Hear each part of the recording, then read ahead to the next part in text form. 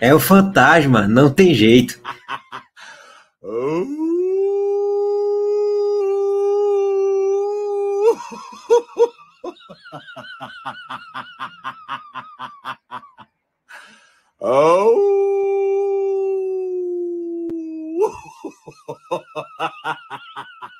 Molezuai!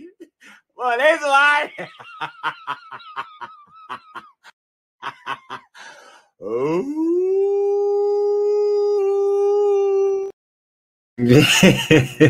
Tá aí, rapaziada, tabela da Série A finalizada, 38ª rodada, Atlético Paranaense rebaixado na última rodada, deu a lógica, já era esperado, porque tem um elenco inferior ao do Atlético Mineiro, ia jogar fora de casa, na Arena MRV vazia, beleza. Mas qual era o cenário? O Atlético Paranaense, se ele perdesse, ele ia ter que torcer para o Bragantino não vencer. Só que o Bragantino pegava o Criciúma no Nabi Abichedi em casa, Caldeirão lotado. Era óbvio que o Bragantino iria vencer o jogo dele. Não só venceu, como goleou 5-1. Com Sacha deitando e rolando, com gol de John John e por aí vai. Então deu a lógica o Bragantino vencer. E aí pro Atlético Paranaense escapar, ele ia ter que empatar o jogo, e aí torcer para o Fluminense tropeçar, ou ele ia ter que vencer do Atlético Mineiro para rebaixar o Atlético Mineiro se o Fluminense pontuasse. E aí foi o que aconteceu. O Fluminense pontuou, não só empatou, como venceu a partida. Esse resultado eu não projetava nem a pau. O Fluminense ganhar do Palmeiras no Allianz Parque, eu não projetava. Assim como todo o Brasil não projetava, o Fluminense vence. Para o Atlético escapar, ele tinha que vencer do Atlético Mineiro. Ele perde, rebaixado, irmão, não tem para onde. Deu a lógica na rodada. Eu não esperava que seria com essa exata combinação, mas eu esperava que o Atlético Paranaense fosse rebaixado pela razão óbvia. Ele ia ter que vencer do Atlético Mineiro fora de casa. Coisa que não aconteceu, ou pelo menos empatar. E foi merecidíssimo o rebaixamento do Atlético Paranaense. Quando a gente olha aqui para o gráfico do Atlético Paranaense na Série A e compara com o do Bragantino, são meio que idênticos. Eles começam lá em cima na tabela de classificação. E eles vão piorando, degringolando, até ficar naquela zona da confusão a partir da 27ª, 28ª rodada e ficam lá na briga para não cair até o final. E assim, o Atlético Paranaense conseguiu a proeza de perder o confronto direto contra o Bragantino. Foi o jogo que decidiu o rebaixamento. O Bragantino, gente, a última vitória, antes dessa contra o Atlético Paranaense, a última vitória do Bragantino foi no dia 3 de setembro. O Bragantino estava há exatos 3 meses sem saber o que é vencer um jogo. 12 jogos sem vencer. O Atlético Mineiro, se você for analisar a tabela de classificação do Atlético Mineiro, é idêntica também à do Atlético Paranaense e à do Bragantino. Um time ali que passou a esmagadora maior parte do tempo na parte de cima da tabela, G10, G8, G7, por volta disso.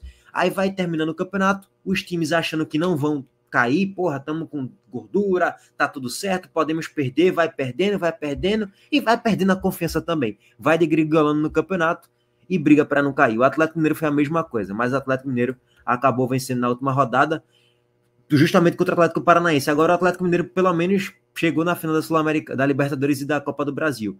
Essa é a desculpinha. Abandonou o campeonato tentando ganhar algum título nas Copas. Não ganhou nada e ficou ali, pelo menos com a vaguinha na Sul-Americana, que foi o mínimo do mínimo do mínimo que eles conseguiram. Bom, enfim, Atlético Paranaense rebaixado, Criciúma rebaixado, Atlético Goianiense rebaixado e Cuiabá rebaixado também.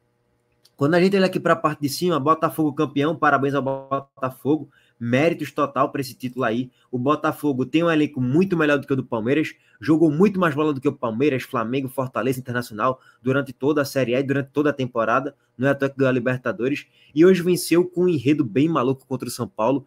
Quem esperava o São Paulo facilitar o jogo, inclusive eu esperava, o Botafogo teve muitas dificuldades contra o São Paulo. Faz 1-0 o Botafogo, mas toma um empate. E assim, tava um jogo muito com enredo que esse jogo vai terminar empate mesmo, meu irmão. Só que o Palmeiras estava perdendo no Allianz Parque pro Fluminense. Então, o alento para a torcida do Botafogo e a tranquilidade vinha não pelo resultado do Botafogo, do 1-1 na reta final do segundo tempo, mas sim pela vitória do Fluminense contra o Palmeiras, que deixava o título do Botafogo claramente assim, previsível, né? O Botafogo, para ele perder o título na reta final do segundo tempo, ele tinha que tomar o gol da virada e o Palmeiras tinha que fazer 2 gols para virar o jogo. Ou seja, era um cenário quase que impossível. E o Botafogo sacramentou o título, venceu por 2-1 e chegou a 79 pontos conquistados, tá? Palmeiras em segundo com 73, Flamengo com 70 e aqui vem o Fortaleza com 68. Campanha histórica do Fortaleza, batendo o próprio recorde de 2021, que apesar de ter a mesma posição na tabela em 2021, ele teve uma pontuação bem inferior. Se eu não me engano, foi 58 pontos que ele conseguiu. Que, se eu não me engano, também foi a menor pontuação da história de um quarto colocado na era dos pontos corridos. Se não foi a menor, tá no top 3 com certeza absoluta. Normalmente quem tá em quarto faz 65, 66, 68, como fez o Fortaleza. E aí o Fortaleza quebrou seu próprio recorde na pontuação na era dos pontos corridos entre os clubes nordestinos. Sem dúvidas, é o clube que, entre os clubes nordestinos, no caso, é o clube que tem maior representatividade na Série A na era dos pontos corridos. É o time que tem as melhores campanhas, ponto. Isso aqui é um fato. E venceu hoje do Internacional por 3-0, com 2 entregadas de paçoca do Rocher, que Moisés se aproveita e faz 2 gols, e depois Tinga faz o 3-0 e vence a partida. Excelente campanha do Fortaleza, e vamos trazer agora a repercussão do Bahia e do Vitória também, para passar toda a análise aqui da rodada. Antes disso, o recado da Montenegro Carga para vocês, é a melhor transportadora que está tendo. É tromba, meu patrão. E esse vídeo é um oferecimento de Montenegro Cargas, há 10 anos transportando compromisso. Com matriz pernambucana, atende com coletas e entregas fracionadas, suas unidades do Rio de Janeiro, Guarulhos e Feira de Santana, na Bahia. Com a Montenegro Cargas, sua entrega é garantida no prazo e no preço justo para todo o Brasil. Faça sua cotação no site www.montenegrocargas.com.br. Eu queria compartilhar aqui a tabela como mandante do Fortaleza, para complementar aqui a análise do Fortaleza. É inacreditável, surpreendente, fabuloso, histórico. O Fortaleza terminou o Campeonato Brasileiro sem perder nenhum jogo no Castelão. Foram 19 partidas, 14 vitórias e 5 empates. Saldo de gols, 24. 32 gols marcados, apenas 8 gols sofridos. 47 pontos conquistados dos 57 que o Fortaleza disputou. Aproveitamento absurdo. Bem melhor do que o Botafogo, que foi o vice-líder do campeonato, dentro de casa. Mas na campanha geral foi o campeão. Muito melhor do que o terceiro colocado, o São Paulo, que teve 39 pontos conquistados, do que o Palmeiras, Internacional, Flamengo, Corinthians, que também fizeram 38 pontos. Então, assim, a campanha do Fortaleza no G4 ela é histórica e dentro de casa ela é ainda mais histórica. Não sei se teve outro clube na era dos pontos corridos que conseguiu ficar invicto o campeonato inteiro dentro de casa. Deve ter tido um ou outro ali, mas na média é muito raro um clube fazer isso. Se na Série B, se tu monta uma seleção na Série B, já é difícil tu bater esses recordes de passar o campeonato todinho sem perder um jogo em casa, imagina na Série A, que tu vai enfrentar times muito melhores. O Fortaleza não tem o melhor elenco da Série A. O Fortaleza, no meu ponto de vista, não tem o quarto melhor elenco da Série A, apesar de ter terminado o campeonato em quarto colocado. E por isso que é tão representativo o trabalho de Vojvoda, que para mim, mais uma vez, é o melhor trabalho da Série A, ou o segundo melhor trabalho, com certeza vai estar ali no top 3 de novo, pelo elenco que ele tem, o que ele fez com o elenco que ele tem é algo absurdo, mais uma vez. O elenco do Fortaleza, teoricamente, se você for fazer um mano a mano, não é o quarto melhor elenco da Série A. É um bom elenco? É. É um elenco que poderia estar em sexto, em quarto? Poderia, como está, inclusive. Até pelo próprio investimento. Se você for pegar a tabela dos times que mais investiram na Série A, o Fortaleza aparece na 14ª colocação. Então, é muito representativo esse trabalho de Vojvoda, mais uma vez, mais uma temporada, muito boa a campanha do Fortaleza, isso aí a gente não pode negar, não. E está classificado para a fase de grupos da Libertadores, campanha sensacional do Fortaleza, tá? Parabéns aí ao grupo de jogadores e parabéns à Vojvoda também. Bom, complementando aqui agora, tá, gente? O Internacional aparece na 5ª colocação com 65 pontos, está classificado para a fase de grupos da Libertadores. Em sexto vem o São Paulo com 59. Também está classificado para a fase de grupos da Libertadores. Aqui aparece a galera da pré, né? Que é o Corinthians, venceu hoje mais uma vez, 3-0 contra o Grêmio, com gol de Depay, com gol de Yuri Alberto também, jogando muita bola os dois. Yuri Alberto que termina a Série A como artilheiro da competição, junto com o Alejandro, são 15 gols marcados. Daqui a pouco a gente chega em Alejandro e no Vitória. Campanha de recuperação do Corinthians absurda, são 8, 9 vitórias consecutivas, assim. O Corinthians, velho, se você for pegar um campeonato, se começasse agora no segundo turno, o Corinthians brigaria pelo título da Série A. Só que tem o primeiro turno, e o primeiro turno do Corinthians foi bem ruim. Inclusive começou ali, né? perigando na zona de rebaixamento, até a 24ª rodada, 25ª rodada, 26ª por volta disso, o Corinthians estava lá, pô, na zona de rebaixamento. Só que estava claro que era só questão de tempo para o Corinthians sair da zona. Quem acompanha o jogo, quem acompanha o elenco do Corinthians, desempenho, sabia que era só questão de tempo para o Corinthians sair de lá. Lógico que eu não projetava ganhar tudo. Ele ganhou tudo, basicamente. Quando saiu das Copas ali, da Sul-Americana e da Copa do Brasil, o Corinthians ganhou tudo. Eu não projetava ganhar tudo, eu esperava ganhar muito, mas não tudo. E o Corinthians ganhou absolutamente tudo e chegou a 56 pontos. E conseguiu essa vaga na pré-Libertadores. Que acaba tornando o ano do Corinthians um alívio, né? Um ano que poderia brigar para não cair, acabou com a pré-Libertadores, acaba não sendo tão trágico assim um ano para o Corinthians, não. Agora, grana, investimento, os caras investiram pesado, viu, irmão? Não sei de onde tiraram tanto dinheiro para contratar tantos bons jogadores em julho, agosto e setembro, mas quem vai pagar essa conta? Não sei. O Bahia conseguiu vencer hoje do Atlético Goianiense por 2-0. Lúcio Rodrigues fez um dos gols da partida, Tassiano fez o primeiro da partida, né? E Lúcio Rodrigues fez o segundo. Bahia confirmou a presença na pré-Libertadores da próxima temporada. A campanha do Bahia, ela é meio que paradoxal, porque ela é a melhor campanha da história do clube na era dos pontos corridos. Porém, com o enredo que o Bahia teve durante a competição, fica aquela sensação, porra, poderiam ser um pouco melhor.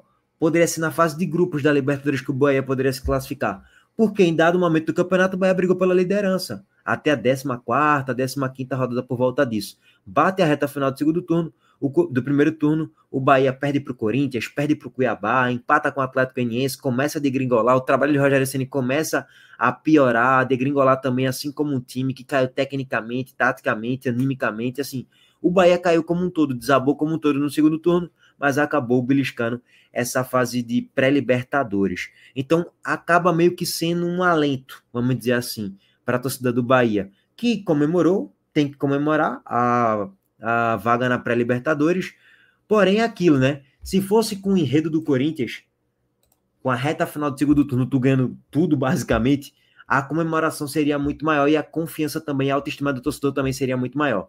Como foi no enredo oposto, que tu fez um ótimo primeiro turno e um péssimo segundo turno, pela expectativa criada e tal, investimento, mais de 200 milhões de reais nos últimos 2 anos, se exige um pouco mais, naturalmente. É óbvio isso. E aí a torcida, em vários momentos, estava xingando o Rogério Ceni, o time, todos e todos. O Grupo City também.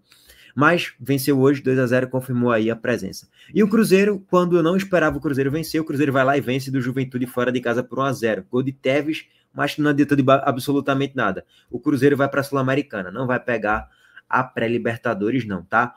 O Vasco venceu também do Cuiabá por 2-1, Verratti fez 2 gols, o Vasco chegou a 50 pontos na 10ª colocação.